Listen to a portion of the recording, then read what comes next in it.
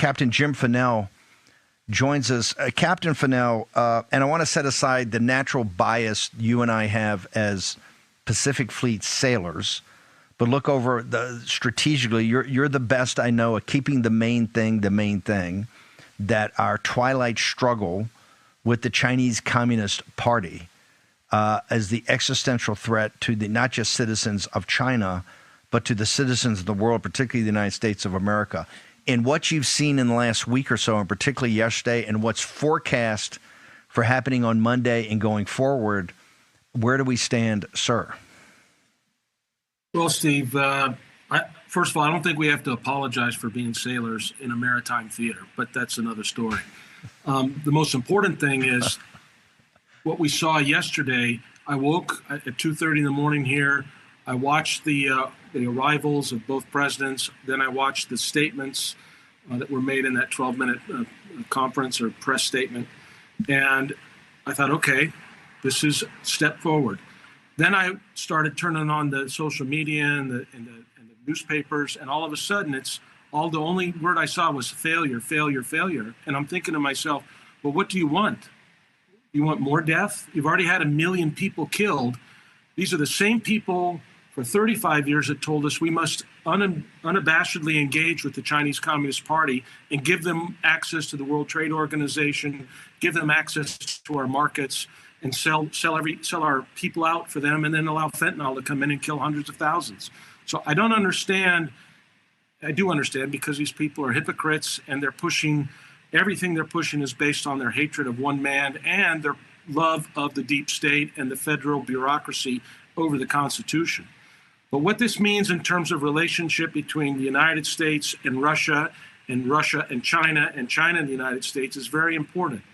For instance, in this last few months, as you've talked about on the show, the United States sends 2 aircraft carrier strike groups into the Middle East to help the Europeans have their waterway, their key choke point, the Red Sea and the Suez Canal, stay open because of Houthi rebel attacks. While at the same time, NATO nations, the UK, France, and Italy sent aircraft carriers from Europe into the Pacific. What is that about? It's just more of the same for the last 40 years of not really taking responsibility for what's the most important thing in the area where you live. So instead of sending those European aircraft carriers out to the Pacific, why weren't they staying and assisting us and relieving some of our burden to attack the Houthis and open up that critical waterway for them, while our carriers could be out here in the Pacific helping to deter the aggression that we're seeing from the Chinese, like we saw this week.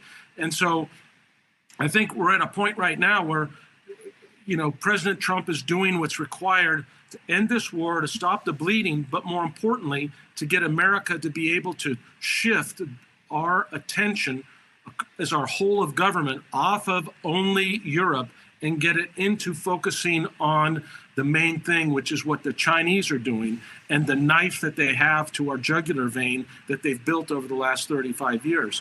And it's incredibly important to do that. And for those who would say, well, this guy doesn't really know anything about, Russians and all that. Well, I will just say, when I was a lieutenant, I tracked Soviet ballistic missile submarines. And 10 years ago, when I was the chief of intelligence for the U.S. Pacific Fleet, I tracked Russian long-range bombers that flew 50 miles off the coast of San Francisco when Barack Hussein Obama was president. We didn't do anything about it. So I won't take any of that. We shouldn't take any of those kind of accusations from the likes of Nicole Wallace and these other charlatans. We know what's important. We know that the relationship with Russia is very significant. We know, as Jim Ricker just said, they got more nuclear bombs than we do. So it's a very important situation. But we got to get our act together about dealing with the People's Republic of China. And we have not done that for 35 years. And it's time that we have our whole of government doing that. And President Trump is turning the ship of state towards that. And he's taken arrows for doing what is the right thing for our national security.